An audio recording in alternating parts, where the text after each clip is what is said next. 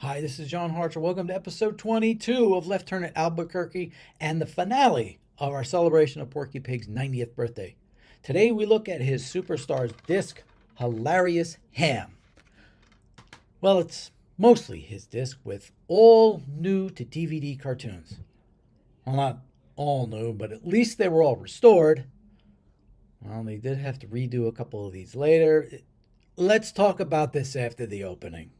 I knew I should have made a left turn at Albuquerque. I knew I should have taken that left turn at Albuquerque. I knew I should have taken that left turn at Albuquerque. I should have turned left at Albuquerque. As always, if you like what you're seeing, please hit the subscribe button below. We're closing in on another milestone. I have some ideas about doing some special things once we get to the first really big milestone, so the sooner we get there, the sooner it happens. Thanks as always for the support. Now, a quick correction from last time, thanks to our loyal viewer, the Toon Talker Master. The early harmonizing black and white cartoons were in the AAP package, with the exception of Lady Play Your Mandolin, which was in the Sunset one. That's why Hitting the Trail for Hallelujah Land was in the Censor 11, since those were all AAP cartoons. This is a case where the Merry Melodies and Looney Tunes designations actually meant something. Thanks for keeping us honest. Now, back in the early 2010s, after some question about whether the format would continue, Warner's released another entry in the Superstar series, Porky and Friends, notice the name, Hilarious Ham, which came out on November 6, 2012, almost a year after the Pepe Le Pew disc. You'd think Porky would have enough still in the vaults to have at least a 15-tune DVD all to himself. He did and he didn't. More on that later. But they threw in a few quote-unquote friends onto the end and made another change in presentation. There'll be no need to compare the widescreen version this time out because Warner's decided to put on just the original versions without the cropping. Just as easy, and it's how they were made anyway. But that doesn't mean we have a uniform set of restorations. This one is all over the map. We'll have to do each one on their own. So we start off with Tom, Turk, and Daffy, released on February 12, 1944, directed by Chuck Jones and written by the staff, most likely Michael Maltese and Ted Pierce. Tom Turk? Why not Tom Turkey? Anyway, the cartoon lays out the tale of a turkey being hunted by Pilgrim Porky, with Daffy trying to help him out, until he realizes no turkey, no dinner. My dad liked this cartoon since it's one of the only other places he ever heard someone use the word whistling. This was sort of reworked into Holiday for Drumsticks, which was just on Collector's Choice Volume 4, and we did in episode 17. This is one from the syndication days with heavy TBS rotation. The restoration is a little too grainy, but at least they didn't go heavy into the digital noise reduction. Wagon Heels came out on July 28, 1945, directed by Bob Clampett and written by Warren Foster. Porky leads a wagon train west, but runs into the giant Super Chief Injun Joe and the crazy prospector who knows his secret. Now, this is a remake of Injun Trouble using practically the same script and some of the same animation. Let's take a look at a few shots here. Hey, we're doing a split screen section after all. So call this kind of a Porky 101 bonus, and not the last one we'll do today. Now, this was on Golden Collection Volume 5. Why it's repeated here, you got me. I'll speculate on why I think it might have been at the end. Now, like the last one, this was big in syndication as part of the AAP package, but you don't see much of it anymore. Mouse Menace was released on November 2nd, 1946. Art Davis directed this one. You wouldn't know it from the blue ribbon title card. You also wouldn't know it was written by George Hill and Huey Carp.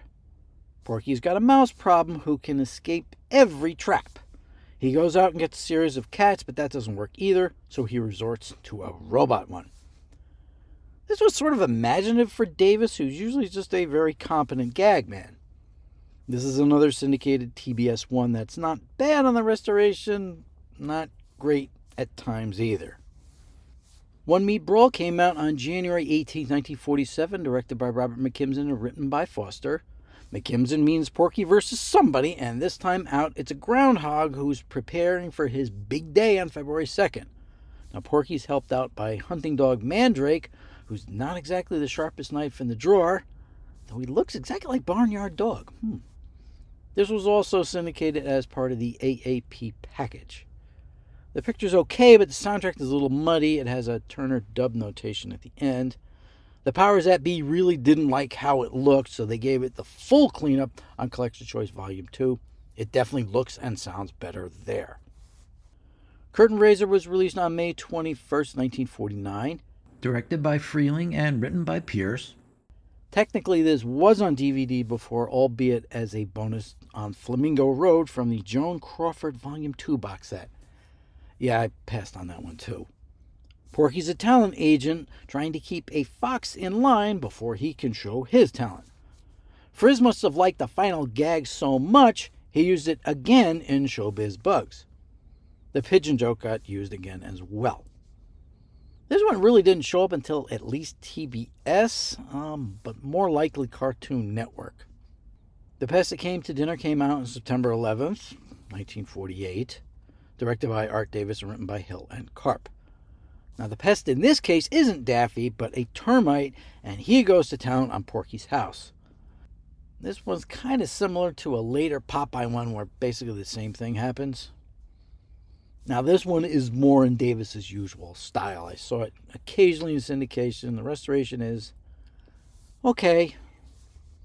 Riff, Raffy, Daffy was released on November 27, 1948. Wow, another Art Davis. He's on a roll. This one was done by his later writers, Lloyd Turner and Bill Scott. Vagrant Daffy's on the run from Patrolman Porky for trying to sleep out in public. He finds a home in Lacey's department store where all sorts of hijinks continue happening. They really didn't show this one much until Cartoon Network. Now, the copy here was made from a 2-strip Cinecolor print, so it's a little soft looking. Thanks to George's hard work, they end up finding a better copy in the original Cinecolor for Collector's Choice Volume 3.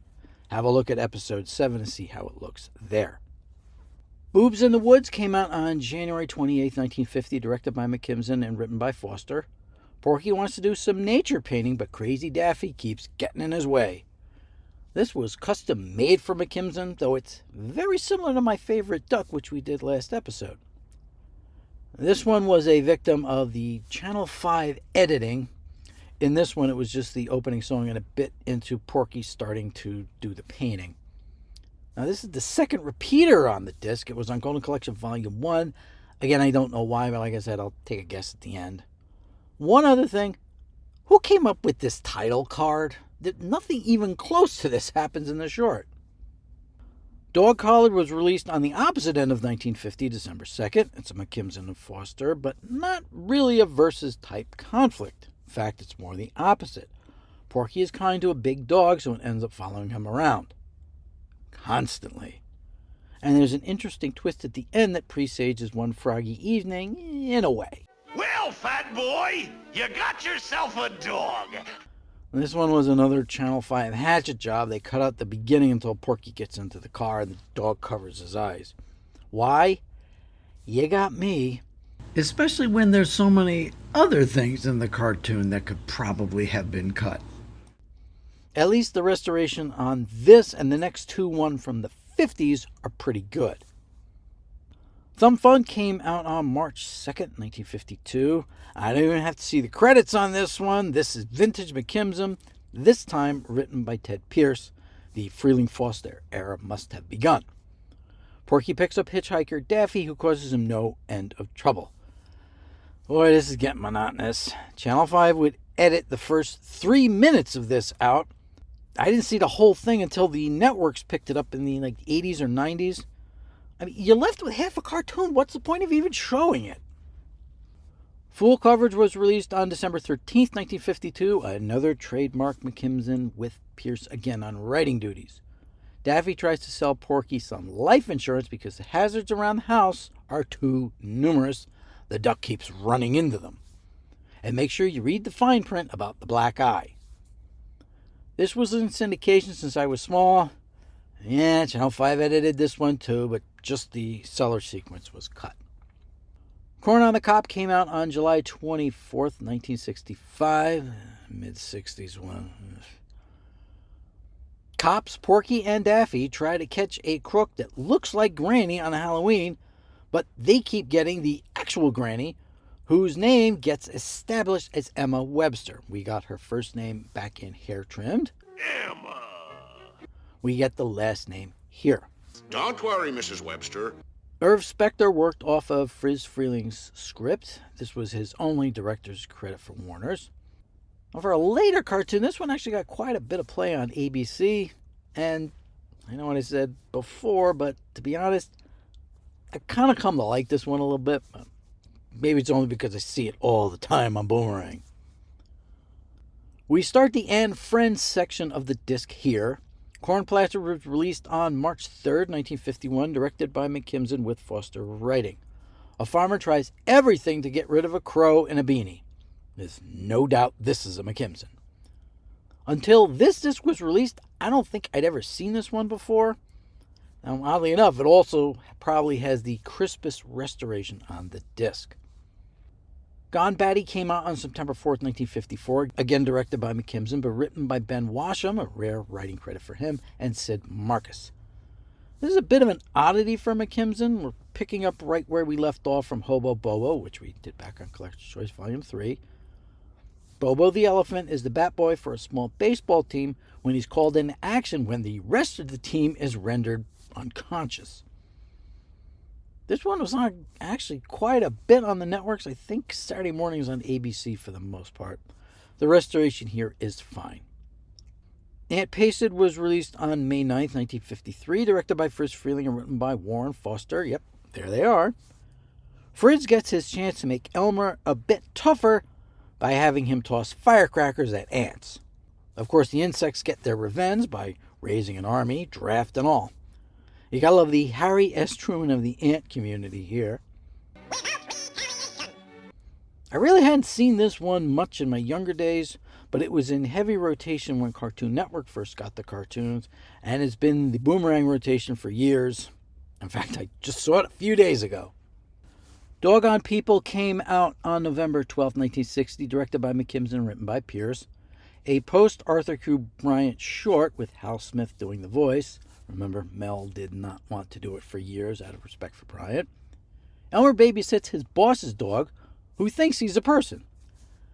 It's a good idea, but I don't think it quite comes off in the execution. This was occasionally played on Saturday mornings on ABC. The restoration was a little muddy on both Elmers. I think they took another pass on them for the HD upgrades. Now, if we can only get one for What's My Lion? The last two on the disc are different. Buddy and Claude, a.k.a. Re-Rob Carrot Patches, was released on November 9, 1968, directed by McKimson and written by Cal Howard. Wow, talk about a late contribution. Obviously playing off the 1967 movie, these rabbits rob carrots, just like the title says. So a sheriff gets hot on their trail. Appropriate for the subject matter, this is a pretty violent short that actually looks way more like a Jay Ward type of cartoon. But it ends pretty abruptly, for a reason. The Great Carrot Train Robbery came out on January 25th, 1969 by the same director and writer. It pretty much picks up right where the last one left off. The title tells you all you need to know. It turns out this is literally the second half of the previous cartoon. I don't know if they meant for it to be a short feature or something like that. Again, before this release, I'd never seen either of these two, which were probably among the very last the studio did. Let's be honest, this disc is a bit of a mess. First, Porky gets a Superstars disc, then doesn't get it all to himself. Part of the reason is, as far as the color cartoons were concerned, you didn't have all that many left to choose from. We'll go over them in the So What's Left section at the end. Then on top of that, they ended up repeating two cartoons from the Golden Collections. And if you raise the stereotype issue as why some of these unreleased ones weren't included, the ones here both have the same issue. The two Elmers are almost afterthoughts, like they were tossed on from the Phantom Superstars set that never came out. And there had to be at least two other cartoons other than the Bunny and Claude's. I think I read somewhere that Jerry said they were filler. He was right. Now, they could have put some of the more prominent black and white Porkies on to fill the disc out. Apparently, there was some stigma on the black and white ones that they didn't want to put them on these sets as they were for the regular customer. But they did put the lower quality later ones on. Another odd thing about this one was the price on Amazon stuck at $14.99 and practically never budged. Usually these things like dropped and then went back up. Here's some current eBay prices. As you can see, you have the one outlier at $25, but two of them are close to what I originally paid for it. And here's what Amazon used looks like. Now we'll do a full Superstars recap when we do the last one and go over the repackaging, which has been done more than a few times. Before wrapping up, let's do those two more bonus cartoons from Porky Pig 101 that I promised. Both of these ended up being remade in color. First is Porky's Bedtime Story from 1937 by Clampett. Porky and Gabby are constantly late for work, so they plan to get a good night's sleep, but things conspire against them. Sounds very familiar, right? Not only did Bob remake this as Tick-Tock Tuckered, with Daffy replacing Gabby, they used the same script and a lot of the same shots. Very similar to the Engine Trouble Wagon Heels situation. I guess Bob wanted to see how these looked in color. Now we'll do one that Frizz redid at time shot for shot and line for line too. Notes to You from 1941 again had Porky trying to get some sleep, but this time he's being kept awake by a cat who really loves to sing in the alley. Again, if you remember Back Alley Opera with Sylvester and Elmer, some parts of this are redone shot for shot, even reusing the same song. La la la la la la la la la la la. Warner's actually didn't do this a lot, but when they did, it was pretty notable and noticeable. So what's left for Porky? At this point, believe it or not, we're down to just 4. Thanks to Porky Pig 101, a large swath of his catalog is taken care of. As of now, we're down to the following cartoons. From 1944, Slightly Daffy, which we talked about on Daffy's So What's Left. Nothing But the Tooth from 1948 by Art Davis. These last two have issues, which explains their current absence. Tooth used to be on TBS all the time, but they don't show it anymore.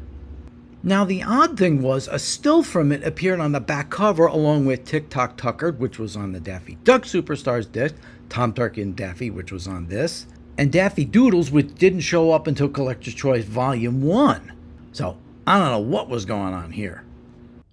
Then we go to 1957 and our old Standby Boston Quacky. Please just get this done, Warners. I'm tired of talking about it. But we will again at some point. Then you have to go all the way to 2004 and My Generation Gap. I've seen this a couple of times on MeTV in the past year. That's pretty much the only place it is. Now, this one wouldn't be covered by Collector's Choice or even Collector's Vault, probably. But we do need some place where you can get all the 90s and 2000s ones in one place. Warner's just has to come up with one. One last bit before we go regarding the Pig of the Hour. While Porky didn't get any specials of his own in the 70s or 80s, he did have his own show back in the 60s. Following in the footsteps of the Bugs Bunny show, ABC premiered the Porky Pig show on Saturday morning, September 19, 1964. I said in an earlier episode the opening titles were done by Larry Harmon. It turns out it was Hal Seeger. Either one was definitely in a different style than the usual Warner Brothers cartoon. This ran for 26 episodes, which were repeated until 1967. Then some of the tunes were absorbed into the Bugs Bunny show rotation as it bounced between ABC and CBS. The rest went into syndication. Some stations kept the title sequence. I'd say most didn't. If you want to see what a couple of them look like, 2 episodes appeared on the Saturday morning cartoon series that Warner's put out like around 15 years ago. However, we may soon be seeing the original Bugs Bunny shows from ABC from 1960 to 1962 in their original form. George Feltenstein announced on the Extras podcast that they are working on a reconstruction of these shows. Probably not going to show up this year, but maybe next year. So, more things to look forward to. That MeTV deal is paying off big time. My buddy the Beav over at the Hoffman board saw the story that Warner's may be looking to sell Looney Tunes altogether. With this as the pipeline, I don't see that happening. So that wraps up our 90th birthday celebration for Porky Pig. To be honest, I think we did more here than a lot of other places with way more resources. He's one of the milestone characters in American animation history, Of the major ones that have stuck around, I think only Mickey, Minnie, Donald, and Popeye have been around longer. It'd be great if we could finally get those last few remaining cartoons restored and released, but it's a sensitive subject for some of them.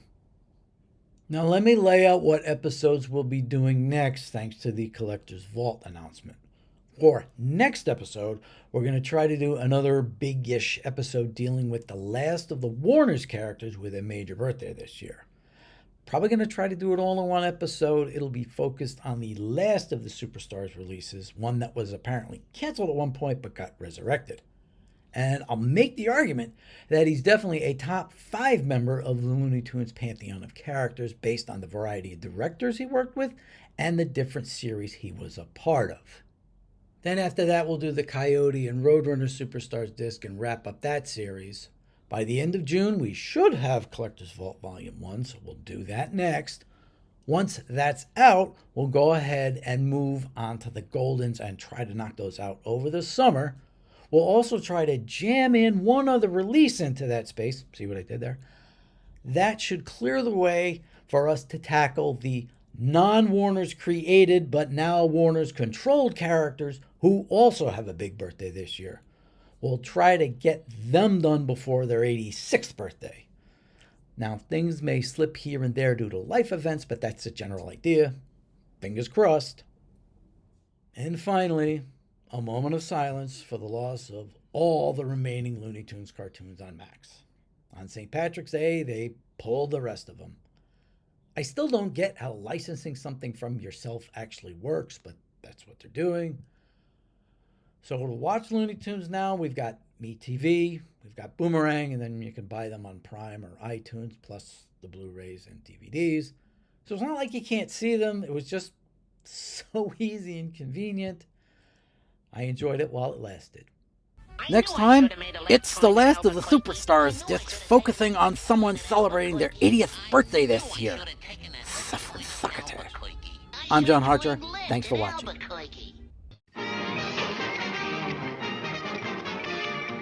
And that's the end.